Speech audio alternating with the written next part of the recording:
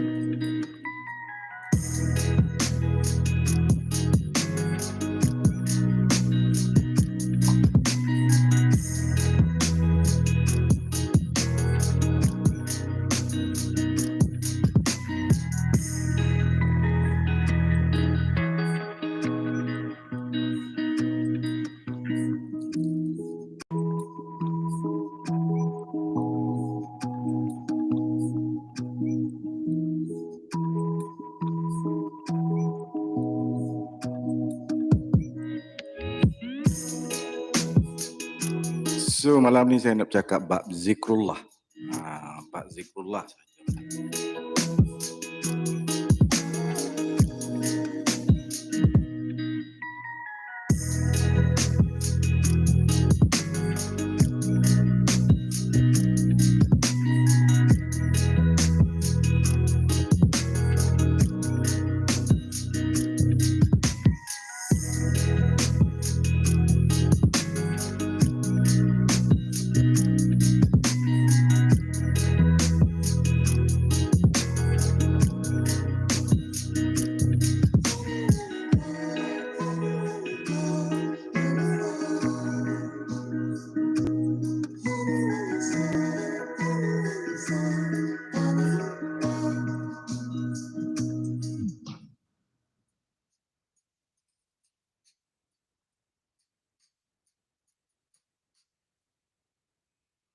So Assalamualaikum semua.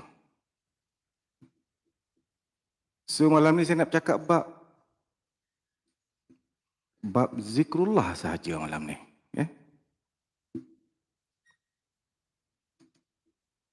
Sound okay sound Line okay line okay malam ni.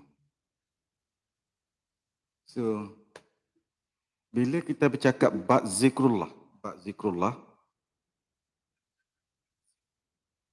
so pada yang umum lah, ni apa yang dia orang faham bab zikrullah ni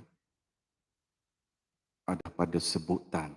Bila sebutan maknanya la ilaha illallah ke ya Allah, ya Rahman, ya Rahim, ya Qayyum, ya Hayyu, ya Qayyum. Itu kira zikrullah lah untuk yang ramai.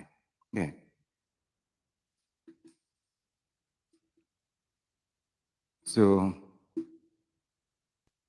zikrullah ni tak menentulah, boleh buat seberapa banyak yang boleh lah.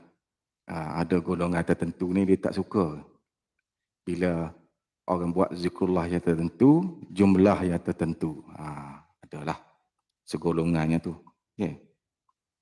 So untuk kita yang duduk jalan ilmu tauhid ma'rifatullah ni, so pada peringkat asas siapa-siapa sekali pula yang belajar ni atau yang berguru ni, bila berkumpul ramai-ramai, kita akan buat zikir, zikir jahar orang kata. Zikir yang dengan sebutan yang kuat. Itu yang paling asas sekali. So zikir ni boleh zikir seorangan ataupun zikir ramai-ramai dengan sebutan yang kuat. Kenapa? Nak palu diri kita ni. Agar sel-sel, setiap sel yang diri kita ni agar bergetar sekali dengan zikrullah tu. Agar nak bagi satu getaran pada tubuh kita. Agar setiap sel kita ni seolah-olah mendengar, boleh menghafal setiap zikrullah yang kita buat. Tapi memang best kalau yang ikut cara pengajian yang tertentu ni, ada zikir jahar punya, zikir yang kuat. Memang best. Ada guna rebana, memang best ramai-ramai. Okay. Itu paling asas sekali. Dia pergi pada peringkat kedua, ni untuk individunya. Apa panggil? Zikir sir. Zikir sir. Zikir sir ataupun zikir, boleh kata zikir qalbi. Zikir qalbi. Selalunya zikir qalbi ni, kalau saya berguru dululah. Mula-mula saya jumpa guru saya, dia kenal guru saya tu. Dia bagi zikir qalbi. Maknanya, dia suruh pegang nadi. Pegang nadi kita ni, kita zikir mengikut setiap dengupan jantung. Nak Allah, Allah, Allah, Allah pun boleh. Ada tengah tu, hu Allah, mengikut dengup jantung. Okay. Boleh buat yang mana-mana pun. Ada yang buat Allah, Allah, Allah. Pun best. Best. Itu memerlukan ketekunan. Tapi kalau awak latih betul-betul lebih pada 40 hari, asal buat kata 10 minit, kemudian naik 15 minit, kemudian naik setengah jam, lepas tu 2 jam, lepas tu setiap kali sudah solat, awak duduk dia macam bertafakur, pegang nadi, dan seolah-olah awak dengar kat jantung, kat dada awak, Allah, Allah, Allah, Allah. Bila awak dah boleh synchronize, ataupun synchronize, apa bahasa Melayu? Boleh selarikan antara nadi dekat lengan awak ni dengan jantung, awak boleh lepas. So, dia sampai satu peringkat seolah-olah awak dengar jantung awak tu berdengup Allah, Allah, Allah. Bila awak selalu latih, memang seolah awak dengar, boleh dengar jantung awak tu. Memang kuat, Allah, Allah, Allah. Yang tu memang best. Yang tu memang best. Tak ramai orang yang boleh buat zikrullah yang zikir qalbi ni. Saya ada ajar, saya ada ijazahkan yang zikir qalbi ni. Pada awal video saya buat mula-mula dulu. Dalam video yang ketiga, keempat, kelima macam tu lah. Saya ada buat. Saya ada ajar. Macam mana nak bawa zikir qalbi. Memang best. Kalau awak boleh bawa zikir qalbi ni, bila awak nak solat ya, awak akad takbir Allahu Akbar tu, awak boleh dengar jantung awak. Allah, Allah, Allah, Allah, Allah. Oh, best. Memang best. Lepas tu, setiap bacaan solat awak tu bermula dengan Al-Fatihah tu, awak faham setiap maksud tu. Yang ni Allah baru Allah bagi khusyuk. Ni awak faham pun tidak Al-Fatihah. Ramai tak faham sebenarnya apa tu Al-Fatihah. Macam mana awak nak khusyuk? Itu asas sekali. Paling asas sekali. Mesti kena faham Al-Fatihah. Dan ayat-ayat yang simple-simple kita guna untuk solat, baru boleh khusyuk. Tapi ramainya tak faham Al-Fatihah sekalipun. Okay. Kalau Indonesia ada perguruan tertentu, dia ada buat zikir nafas. Saya tak galak sangatlah zikir nafas. Tarik nafas, hu, buang nafas Allah, ada tarik nafas Allah, buang hu, macam-macam lah zikir nafas tu. Zikir nafas ni selalu bermain dengan tenaga dalam sama itu. Zikir nafas. So, pergi peringkat seterusnya, ni apa kata, zikir tanpa huruf, tanpa suara. Yang maha hebat. Apa zikrullah? Ingat Allah. So, bila kita nak ingat Allah tu, dia tak berbentuk, tak berupa, tak boleh diumpamakan. Okay. So, kita masukkan ingatan pada Allah ke dalam minda kita. Seolah-olah dia tepu, dia penuh dekat minda kita. Ingat Allah. Yang ni dipanggilkan zikir tanpa huruf, tanpa suara. Zikir ingat Allah sahaja. Yang ni pun tak ramai orang yang mampu buat. Orang dulu bila dia dengar zikir tanpa huruf, tanpa suara tu, setengah tu pergi cari tu. Pergi cari guru. Sampai ke Indonesia merata pergi cari untuk mendapat zikir tanpa huruf, tanpa suara. Padahalnya zikrullah ni ingat Allah. Masukkan dalam minda, ingat Allah, tak boleh diumpamakan. Ingat je. So bila awak latih selalu, benda-benda ni macam zikir qalbi, zikrullah, ingat Allah, yang zikir tanpa huruf, tanpa suara, Memerlukan kerajinan, memerlukan kehendak dan memerlukan latihan. Ini ramai orang tak mampu buat. Cuma segelintir saja yang betul-betul ikut jalan ilmu tauhid ma'rifatullah yang berguru, yang dibimbing oleh guru, dia patuh dengan guru. Bila ada guru kata, Dr. Nasir, tahu tak zikir qalbi? Zikir mengikut rentak jantung, tak tahu ya. Kau pegang nadi ni, seolah-olah kau ikut nadi ni sebut Allah. Macam bunyi dekat jantung, Allah, Allah.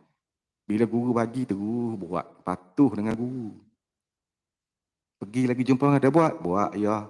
Kalau kita tak buat, dia tahu. Tak boleh menipu guru ni. Terutama guru saya. Guru saya, kalau saya pergi solat subuh, saya dah cerita dah sebelum ni, dia akad takbir Allah ya, saya masuk dalam surau dia tu. Dalam madrasah dia. Dia seseorang je solat kalau. Saya masuk duduk belakang dia. Dia tahu saya ada belakang. Lepas dia solat, dia kepaling tengok, dia jeling. Dia tahu kita ada. Nah, setiap kali saya pergi jumpa selama saya duduk dengan dia, tak pernah sempat saya bertanya.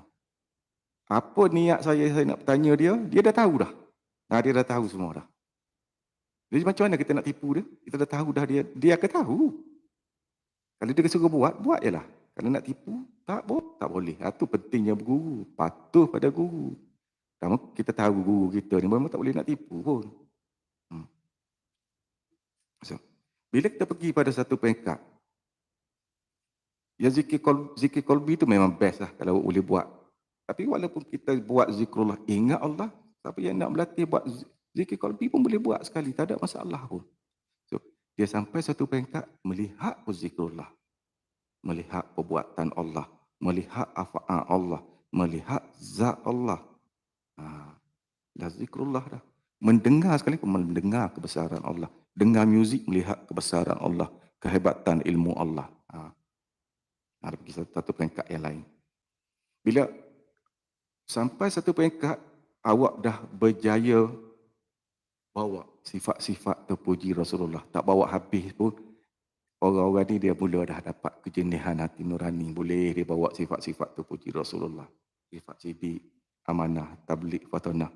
Kalau kita kupas yang ni, luas lah. Kalau nak kupas yang ni, okay.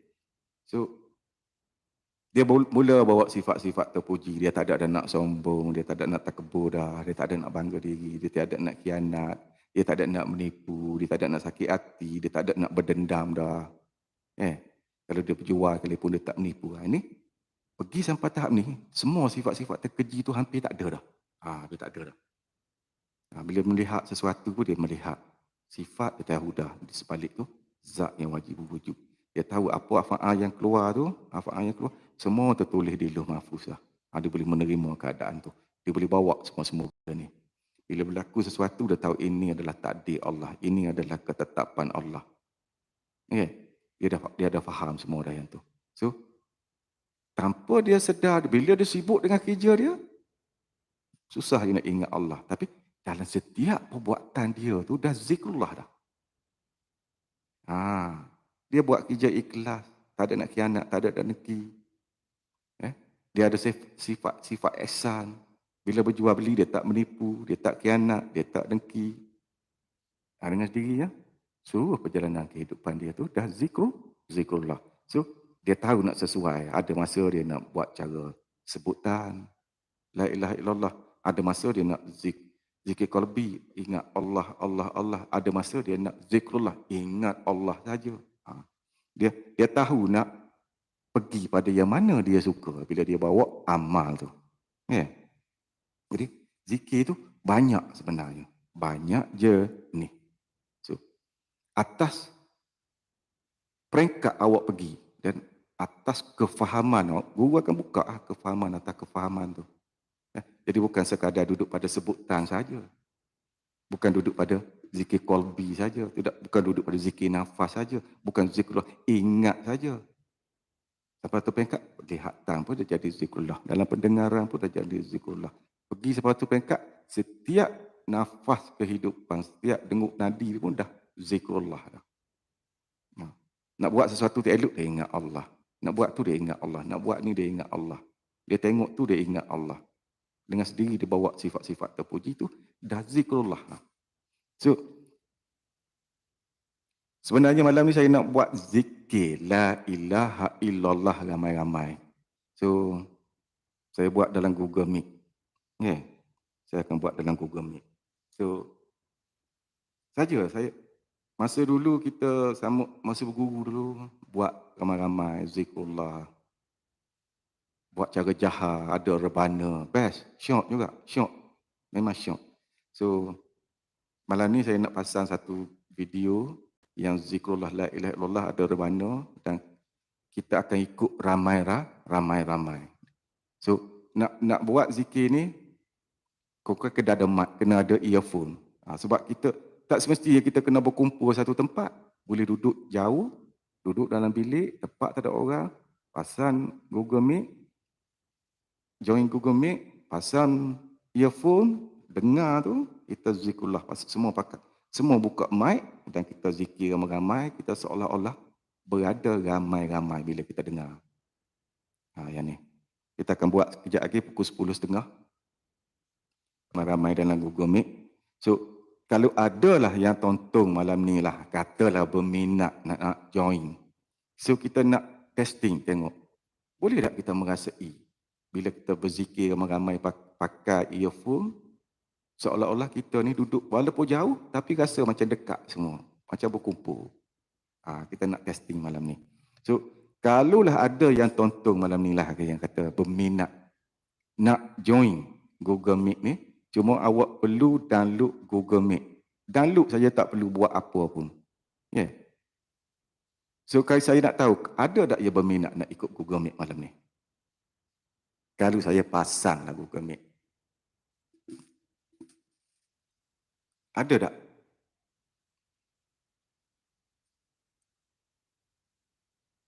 So, zikir yang saya akan pasang, apabila letak earphone, dia akan dengar.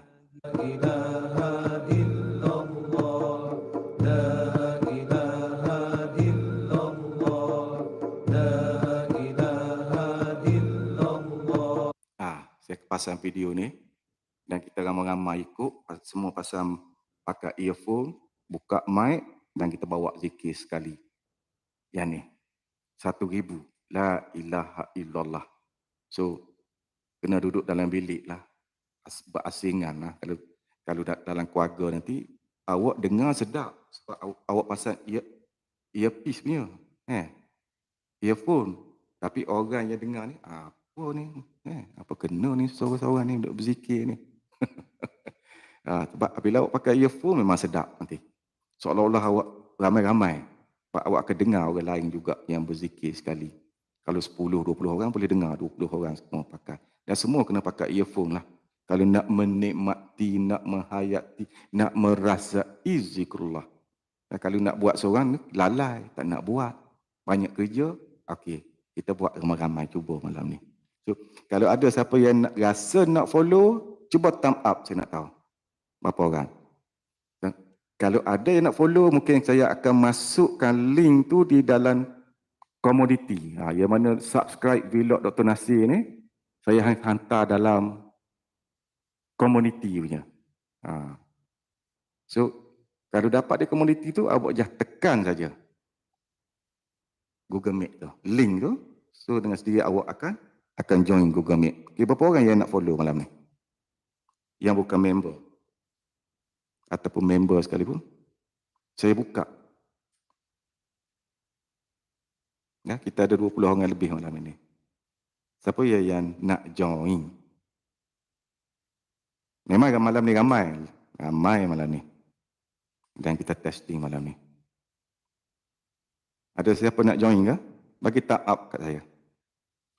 Kalau tak ada yang bukan member, maknanya saya tak buka lah. Saya tak hantar link lah pada komuniti tu.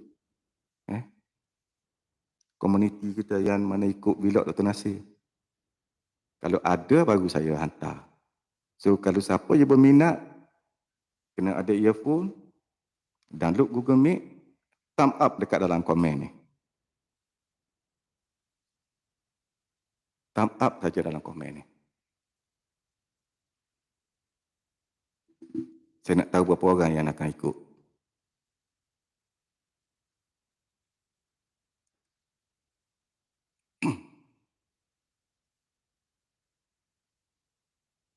Ada yang nak ikut?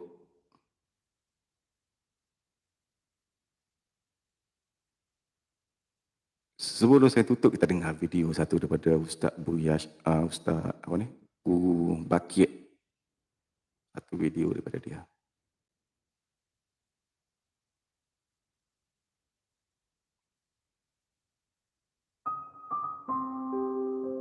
Artinya hanya saja innama hajabal haqqa anka syiddatu qurbihi ilaika syiddatu qurbihi minka.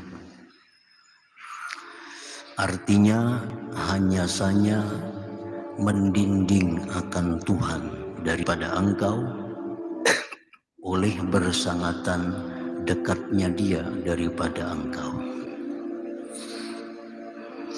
Artinya karena sangat dekat Allah Subhanahu wa Ta'ala itu kepada kita, sehingga itulah yang membuat kita lupa kepadanya. Itulah yang membuat kita tidak bisa mengingatnya, karena terlalu dekatnya, sangat dekatnya Allah kepada kita itu. Nah, para muhibbin rahimakumullah, al-qurbu bainal abdi wa rabbih laisa bil musafah. Bermula pengertian dekat antara hamba dan Tuhannya itu bukanlah dengan jarak.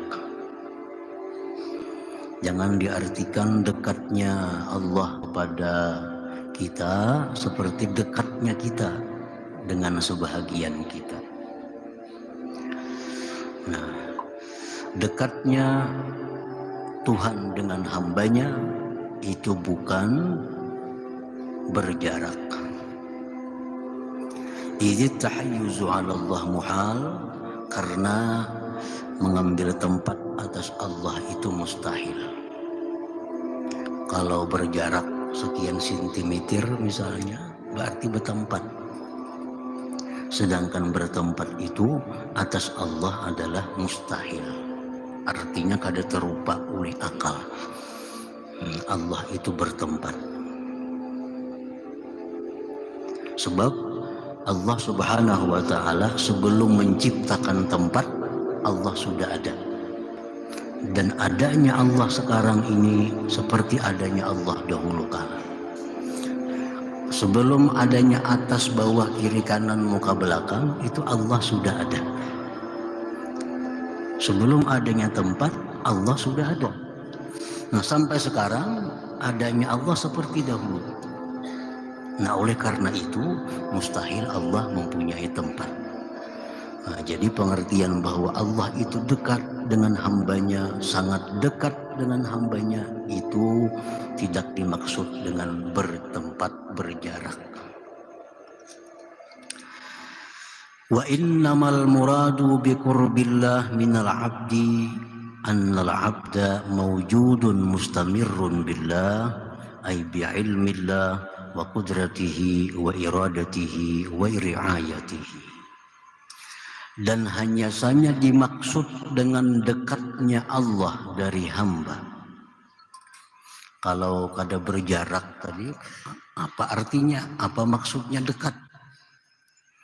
Nah, kalau Allah itu dekat dengan kita, sangat dekat, tapi kada berjarak, nah macam apa maksudnya?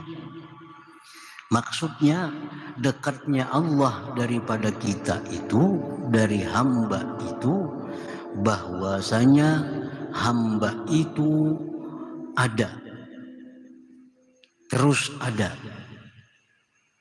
dengan Allah. Arti dengan Allah itu, hamba itu ada, terus ada dengan ilmunya Allah, dengan kudratnya Allah, iradatnya, dan pemeliharaan dari Allah Subhanahu wa Ta'ala. Itu pengertian dekat, bahwa Allah itu kada bisa terlepas daripada kita, kuasa. Nampak tak? So, Allah ni begitu hampir dengan kita. Dia tahu yang paling asas sekali. Maknanya, di sebalik diri kita ni. Maknanya, zat yang wajib wujud datang daripada yang maha halus sebahagian daripada diri Allah. So, ke mana saja aku hadapkan wajahku, di situ wajah Allah. Kita tahu dah zat. Wajib wujud di sebalik itu adalah yang maha halus sebahagian daripada diri Allah. Bila Allah nak menzahirkan segala kewujudan yang ada, dia ambil sebahagian daripada diri dia yang lebih kecil pada sebiji sawi ataupun sebesar lebih kecil pada sebiji pasir, sebesar sebiji sawi, macam setitis air di seluas lautan, macam sebiji pasir di seluas pada pasir. Dia berkata, kun, terzahirlah yang maha halus, yang berwajah bercahaya, yang merupakan unsur kepada segala kewujudan yang ada. Maka terjadilah retikan peristiwa zat wajib wujud bercantum menjadi mungkinun.